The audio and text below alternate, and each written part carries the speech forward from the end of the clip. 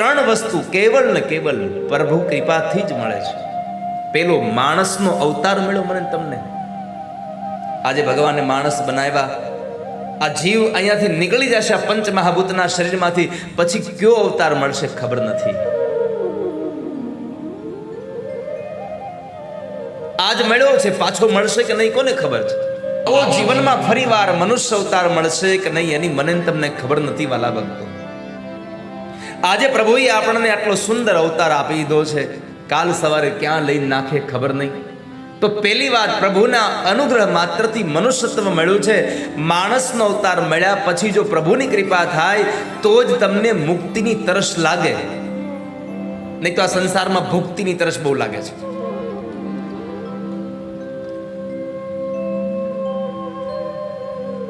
માણસને ફેક્ટરી કેમ મોટી થાય એની ઈચ્છા બહુ હોય, માણસને નાના મકાનમાંથી મોટું મકાન કેમ થાય એની ઈચ્છા બહુ હોય, માણસને પોતાની મૂકેલી સંપત્તિ ડબલ કેમ થાય એની ઈચ્છા બહુ હોય, મારી પાસે રહેલી ગાડીમાંથી હવે ફરી પાછી મોંઘી કાર ક્યારે આવે એની ઈચ્છા બહુ હોય. પણ ક્યારે એમ થયું કે આ જીવનું કલ્યાણ કેમ થાય એવું કંઈક કરતો જાવ હારે હારે. આપણા મનુષ્યત્વનું આ મળેલા જીવનો સાર્થક કરી દઈએ એની ક્યારેય ઈચ્છા જાગી? રવિવાર આવે એટલે એમ થાય કે હાલો ને હારી હોટલમાં જમી આવીએ. કોઈ દિન થયું હાલો રવિવાર આવે છે મંદિરે જઈ આવીએ. રવિવાર રજા આવે એટલે ફરવા જવાનું.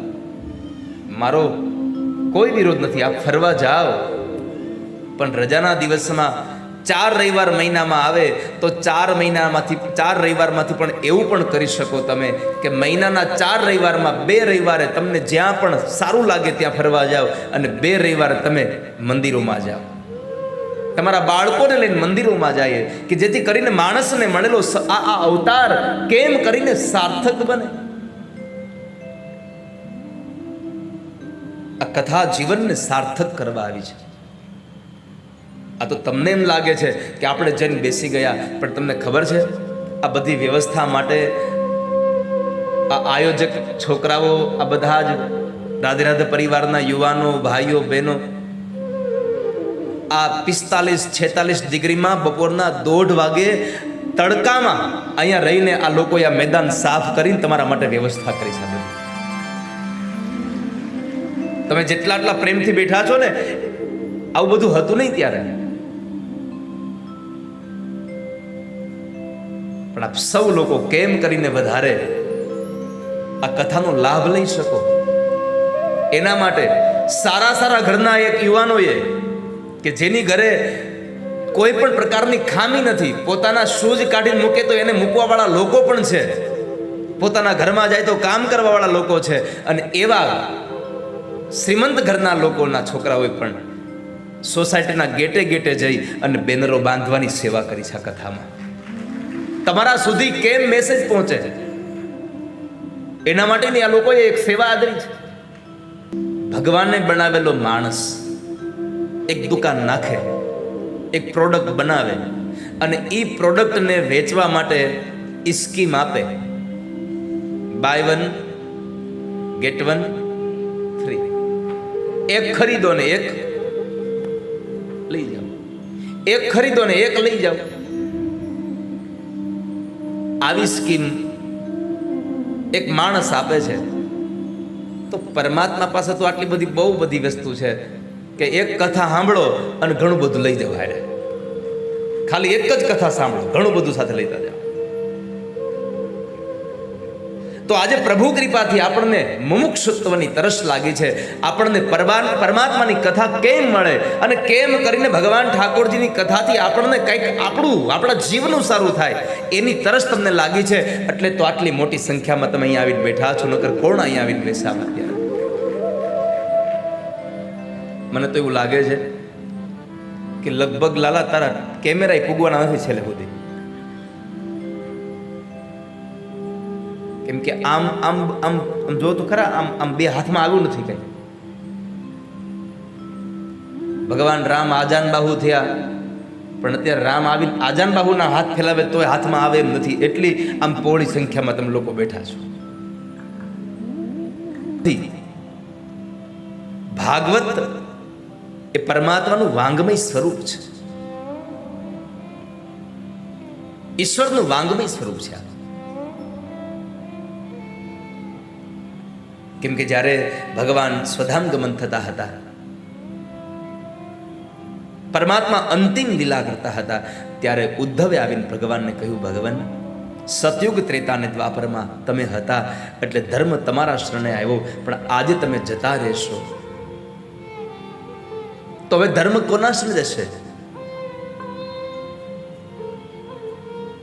આ ધર્મ ક્યાં જશે?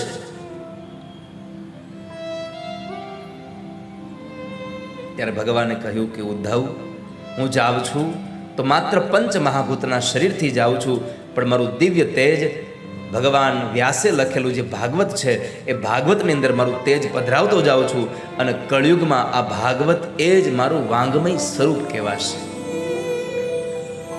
મારું વાંગમય સ્વરૂપ કહેવાશે.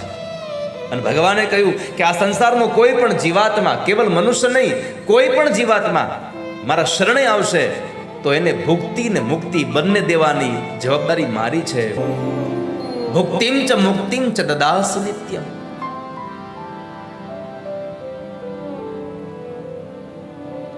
રાજા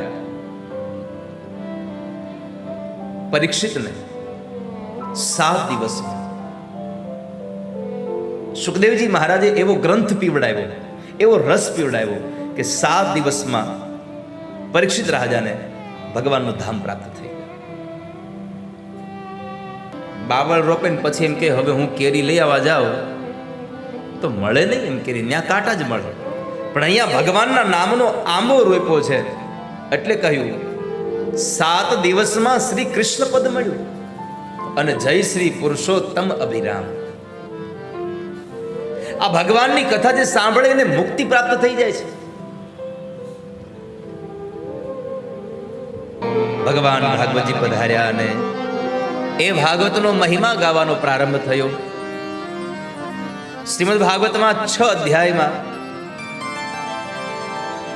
મહિમા છે.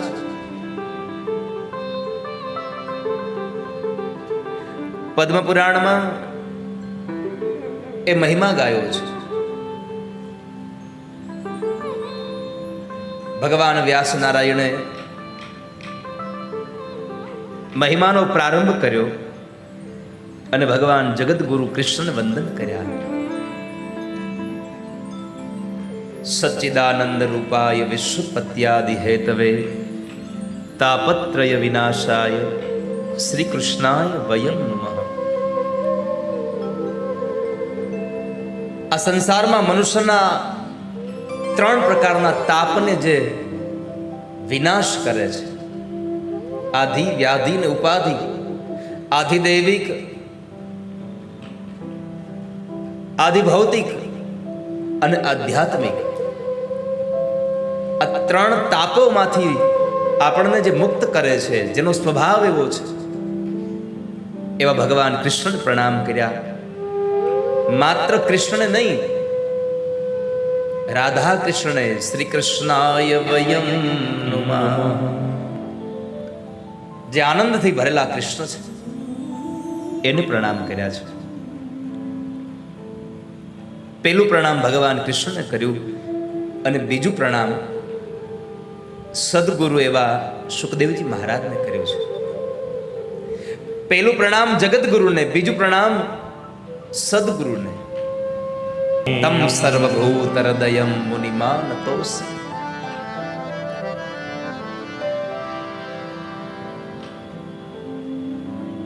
જેને સંસારમાં આવતાની સાથે જેને વૈરાગ્ય લાગી ગયો છે,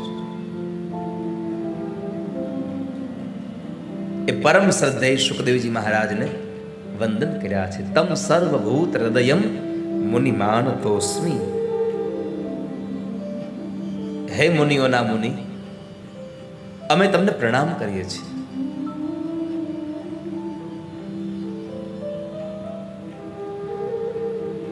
જ્યારે સુખદેવજી મહારાજનું પ્રાગટ્ય થયું, 16 વર્ષ સુધી માના ઉદરમાં રહેલા.